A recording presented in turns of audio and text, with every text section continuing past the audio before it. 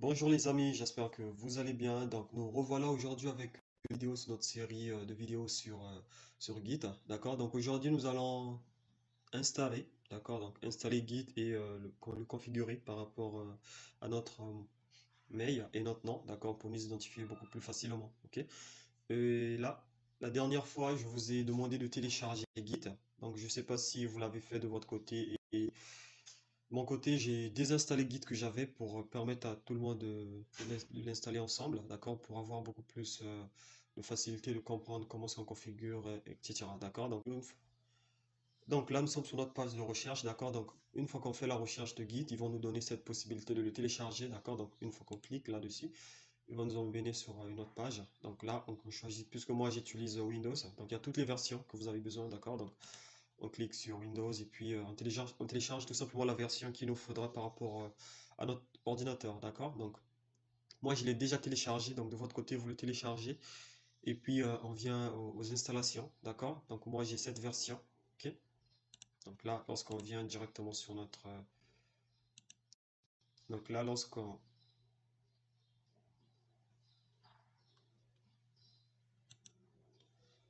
lorsqu'on vient directement sur notre ordinateur, d'accord? Donc voilà notre fichier Git qui est là, qu'on avait déjà téléchargé. Donc on lance le téléchargement, l'installation est de même, donc on exécute.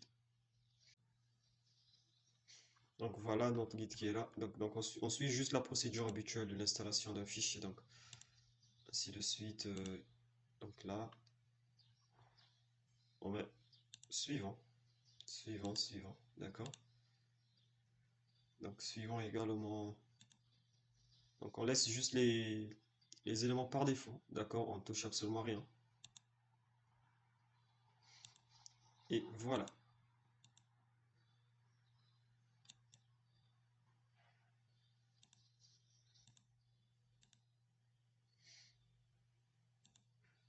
Donc là, on lance notre installation. D'accord? Donc ça va pas prendre assez de temps. Donc une fois que l'installation est lancée, on va juste patienter un instant, ok?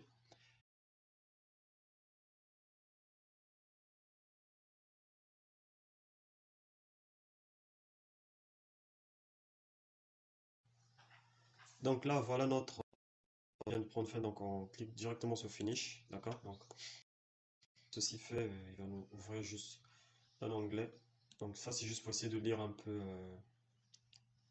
la documentation de Git, comment est-ce que ça se passe et tout, etc. Donc là, nous avons tous les changements, d'accord? Donc le repository, etc. Donc les différentes versions qui ont déjà eu à être publiées, d'accord? Donc bon, nous, ça ne nous intéresse pas pour l'instant. Donc là maintenant ce que nous allons faire c'est quoi? On va venir au niveau de notre identité, de notre configuration, d'accord? Donc premièrement ce qu'on va faire c'est quoi? On va vérifier donc la version de guide qui est installée, donc la configuration globale, donc le nom et notre email, d'accord? Donc pour nous identifier beaucoup plus facilement. Donc ce qu'on va faire maintenant c'est quoi? On va venir ici à ce niveau. Donc on va revenir sur notre sur notre bureau, d'accord? Donc sur notre bureau, qu'est-ce qu'on fait? On va ouvrir, d'accord? Donc on va ouvrir Git, d'accord? Donc on l'ouvre de cette façon. Donc, on clique sur Git here. Donc voilà notre interface Git qui a été lancée, d'accord? Donc ce qu'on va faire premièrement, c'est qu'on va mettre un Git, donc un Git version. Donc là nous avons Git qui a été installé, d'accord? Donc on va faire ça, Git-version. Donc voilà la version que nous avons installée. Donc là on voit très bien que nous avons la version 2.45.1, donc pour Windows.1. D'accord? Donc là maintenant ce qu'on va faire c'est qu'on va juste vérifier la configuration de Git. Donc on va mettre un Git config, d'accord? Global, d'accord? Donc on va juste vérifier maintenant au niveau de notre configuration Git, d'accord? Qu'est-ce que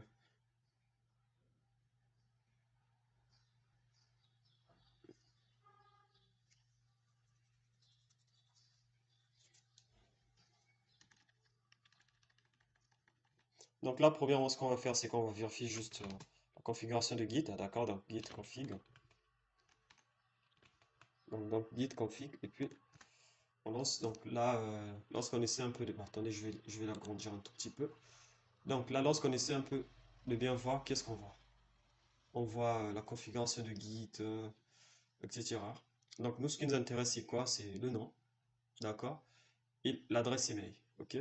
Donc là, lorsqu'on essaie de voir le nom, euh, action get name, il n'y a rien, d'accord? Donc name, il n'y a rien. Ce que nous allons faire maintenant, c'est quoi? Nous allons attribuer un nom à notre élément Git, d'accord? Donc on va l'attribuer comme ça, donc on vient à ce niveau. Donc là, on va encore le réduire un tout petit peu pour avoir la possibilité de voir nos commandes. Donc là, on va mettre un git config, d'accord? Donc on met deux tirets global, donc global user.name, d'accord? Et puis on a des crochets comme ceci, donc Nathan.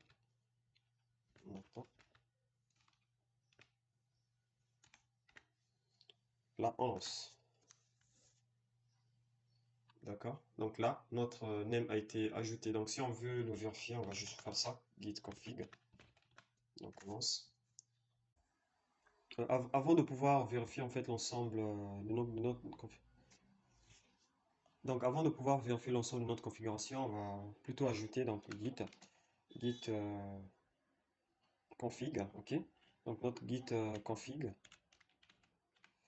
donc tiret global, donc user.email, d'accord? Donc email, donc on va mettre s.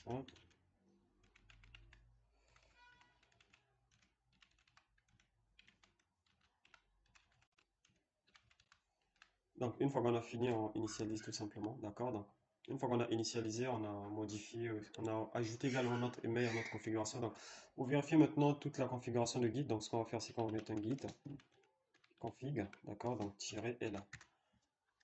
Donc, voilà, à ce niveau, donc nous avons bien notre configuration qui a été prise en charge, d'accord? Donc, là, attendons, je vais juste l'agrandir un tout petit peu pour voir, d'accord?